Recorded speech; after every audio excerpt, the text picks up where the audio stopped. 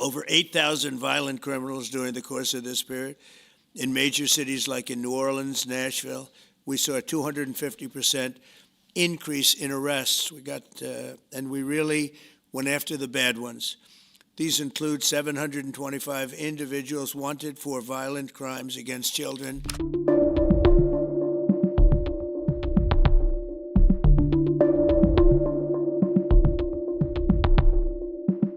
It's called Operation Summer Heat, which is an appropriate term in light of what we're doing. And early yesterday morning, I returned from the Middle East, where we celebrated a historic agreement to end years of suffering and conflict. Amazing. Every country came together. I mean, even the enemies came out and totally endorsed it. Everybody, I've never seen anything like it. Nobody's seen anything like it. And just as we are forging peace and stability abroad, we're also restoring peace and safety and stability at home. And you see that in Washington, D.C., maybe better than any place, because we got there, and within 12 days it was very good. And within 30 days, it's been as safe as any city in the country. It's been great. Took out 1,700 people, got them out. These are career criminals in many cases, and people that shouldn't have been allowed in by the Biden administration. Historically, the summer months have been a time when violent crime soar, as you know, but not under President Trump. Today, we're announcing the results of a sweeping law enforcement effort known as Operation Summer Heat. We were in many cities that people didn't know about. We kept it a little quiet, and it had a big impact, and you'll hear that in a second. But over the past few months, FBI offices in all 50 states made crushing violent crime a top enforcement priority. That's what they did, rounding up and arresting thousands of the most violent and dangerous criminals. And these are among the most dangerous and violent people in the world. They were allowed, in many cases, not in all cases, but in many cases, they were allowed in by a very foolish, actually stupid, open border policy. Just anybody could have come in. They emptied out their jails, their prisons, their mental institutions. They emptied them into our country. And the people behind me have done an incredible job, because if we didn't have that administration, it would have been so much easier. They allowed millions of people in this country that shouldn't have been allowed, including over 11,000 murderers, half of whom murdered more than one person. And many of them are gone now, or they're put in prison, because we don't want to have them come back. So we literally put them in our prison, which we don't want to do. But we bring them back to their countries. Working with state and local partners, the FBI arrested over 8,000 violent criminals during the course of this period. In major cities like in New Orleans, Nashville, we saw a 250% increase in arrests. And we really went after the bad ones. These include 725 individuals wanted for violent crimes against children and murderers. These arrests are in addition to the work of our historic federal task forces. That Make D.C. Safe Task Force has been unbelievable. I mean, the job they've done, it's incredible. And it's been so nice, because so many people, they're going out to dinner and they're having dinners. They didn't go out for 4 years. And now they're going out 3 times a week. Restaurants are opening. Restaurants are full. And usually that means a lot of good things. But restaurants that were closed are now opening up. And everybody's happy. Nobody's ever seen anything like it, actually. And everybody feels safe. You can have a child walk right through the middle of Washington, D.C., and nothing's going to happen. We were losing more than one person a week in Washington. They're being killed on an average of over one a week. The Make D.C. Safe Task Force has been incredible. And the Make Memphis Safe Task Force is having very similar results. It's much earlier, but we've been there for a week and a half, but I'm hearing the results are pretty incredible, and you'll hear about that. They're mobilizing more than 20 federal agencies for the largest law enforcement operation targeting violent criminals in American history. As a result of these efforts, violent crime declined nearly 20% nationwide compared to the same period last year, and it was the safest and most peaceful summer in 2 decades. And honestly, we haven't really even gotten going yet. If we didn't have to fight all of these radical left governors, we could have had Chicago taken care of, as an example. They had, in a short period of time, 4,000 murders in Chicago, and we have to listen to this man stand up and say that we're bad people. And the people of Chicago are walking around with MAGA hats. You have women Beautiful black women walking around with MAGA hats. Please let the president in, and we don't care how he does it. They're not interested in National Guard or Army, Navy, bring them in. Marines, bring in the Marines. They just want the crime to stop. And more so because of the success that we had in D.C. I think if we didn't have that success, nobody would even believe it. So I want to congratulate all of the incredible law enforcement professionals joining us today, especially Attorney General Pam Bondi, who's terrific, Deputy Attorney General Todd Blanche, who is a fantastic legal talent. He really is. He's a great guy, too. And, of course, FBI Director Kash Patel. They have worked so hard on this and other things. Since the start of the administration, the FBI has arrested over 23,000 violent criminals, more than double the number arrested in the final year of the Biden disaster. The FBI has also destroyed or severely disrupted more than 170 organized criminal enterprises and gangs, 1,600 of the most violent gangs, and confiscated over 6,000 illegal firearms. And they've tracked down and arrested 4 fugitives on the most wanted list, 4 of the most wanted. Actually, 2 of them were the most wanted fugitives in the world. There's still much more work to be done, which is why the FBI continues to work alongside the Department of Justice, the Department of Homeland Security, and the Department of War to defend. And Pete Hegseth has been fantastic, by the way, on this too, on other things, but on this too, to defend law and order and combat violent crime, arrest illegal aliens, and make American cities the safest in the world. And when I campaigned, I talked about crime, but I never knew that we were going to get into it like we did. You know, I mean, I used to watch these cities with the murders. Chicago recently had one deal where they had 11 murders in one weekend, and they said, well, yeah, but it was a holiday weekend. They actually told me that was the reason, like it was okay because it was a holiday. It was Labor Day. These people are the worst. They really have to, they better, I tell you what, the people in Chicago and the people in places like that can be fixed. At some point, it gets to where you can't fix it anymore. It's too far gone. And we have some cities like that. But these are great cities that can be fixed. I'm going to be strongly recommending, at the request of government officials, which is always nice, that you start looking at San Francisco. I think we can make San Francisco. There's one of our great cities 10 years ago, 15 years ago, and now it's a mess. And we have great support in San Francisco, so I'd like to recommend that for inclusion, maybe in your next group. You'll get great support. Every American deserves to live in a community where they're not afraid of being mugged, murdered, robbed, raped, assaulted, or shot. And that's exactly what our administration is working to deliver.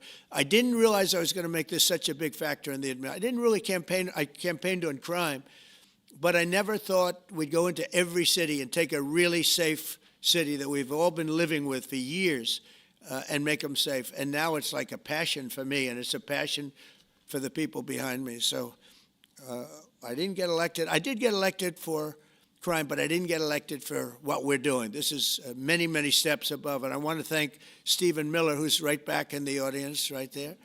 I'd love to have him. I love watching him on television. I'd love to have him come up and explain his true feelings. But maybe not his truest feelings. That might be going a little bit too far. But, Stephen, thank you for doing an unbelievable job. And the people of this country love you, I'll tell you. And they love what you say about crime and stopping crime. So now I'd like to ask Director Patel to say a few words, and then Pam and Todd also. And I just want to congratulate them. This is an amazing thing. And we're just at the start. We're going to go into other cities that we're not talking about purposely. We're getting ready to go in. And when they go in, like Kash as an example told me that people didn't even know. 5 months ago, they went into Chicago, and they started doing a lot of work in Chicago. And we brought the numbers down a little bit. And but that really was just preparatory work for what we're going to do with the surge. We're going to have a surge of strong, good people, patriots, and they're going to go in, they straighten it all out. So a lot of these cities we're already working on, but we don't do it with a big flavor. But in a little while, you're going to see some numbers that you're not going to believe. And I think you'll probably start with Memphis, because I'm hearing the numbers are much quicker than we even thought possible. But again, D.C. it speaks for itself. Chicago is going to be okay. We're going to save Chicago. And I told you, and I told them, a very respected man, the head of the Union Pacific, said, "Sir, save Chicago. It can be saved." And the way he said it, it was like, can you believe it? We're trying to save Chicago. But I understood exactly what he wants, and that's what we're going to do. We're going to save all of our cities, and we're going to make them essentially crime-free, like other countries have crime-free. If you go all over the world, you go to the world, you hear Afghanistan and you hear all these different places. Our crime in certain cities is worse than anything they can even imagine.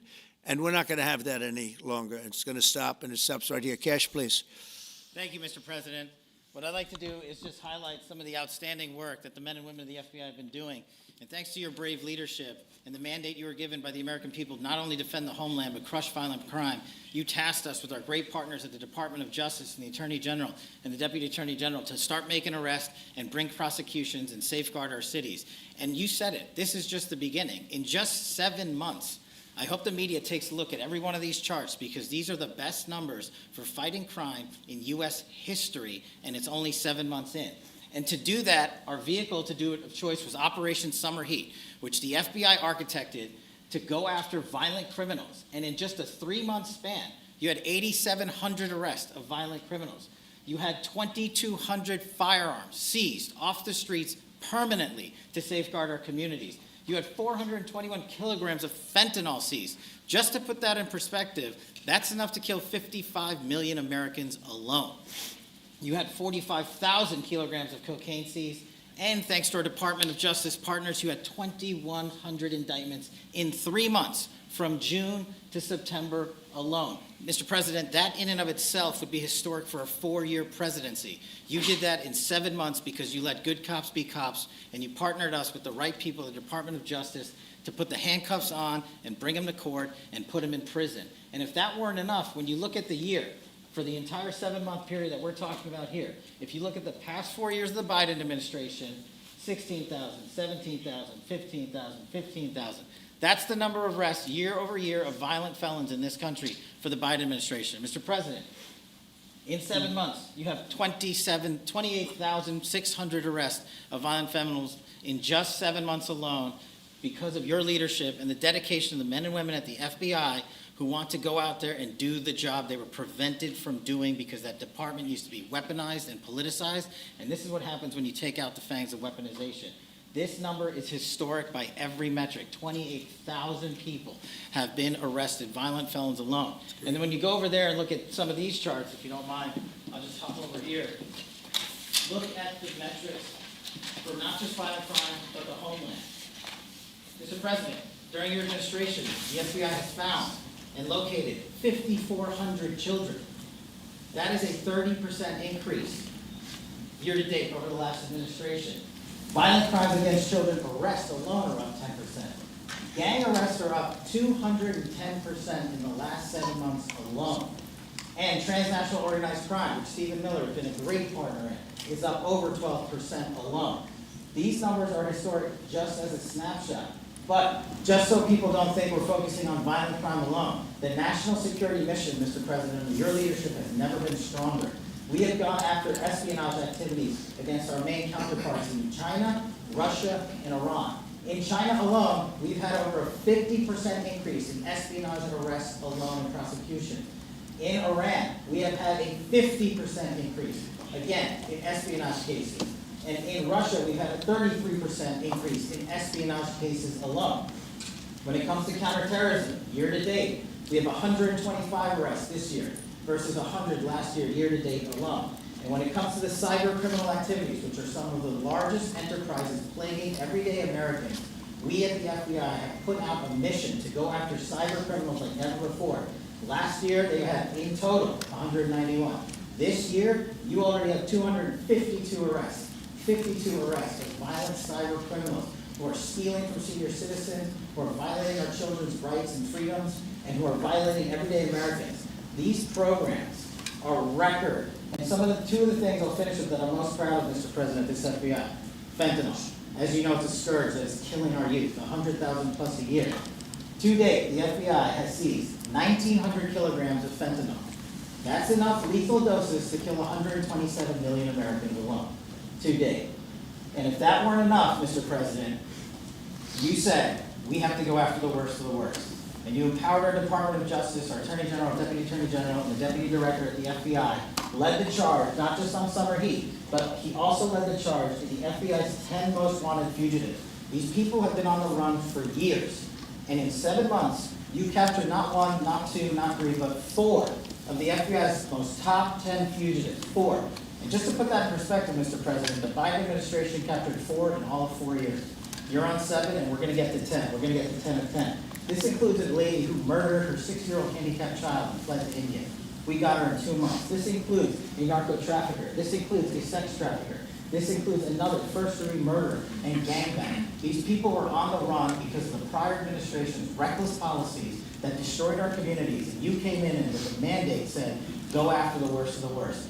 This is just the beginning. This is what happens when you let good cops be good cops at the FBI. Mr. President, I just want to thank you for your incredible leadership, our brave partnership with prosecutors who know how to bring cases and make sure these arrests stick. And that's what the Attorney General and the Deputy Attorney General have led the charge across this country. Because arrests without prosecutions are meaningless. We are deterring criminals from doing this activity.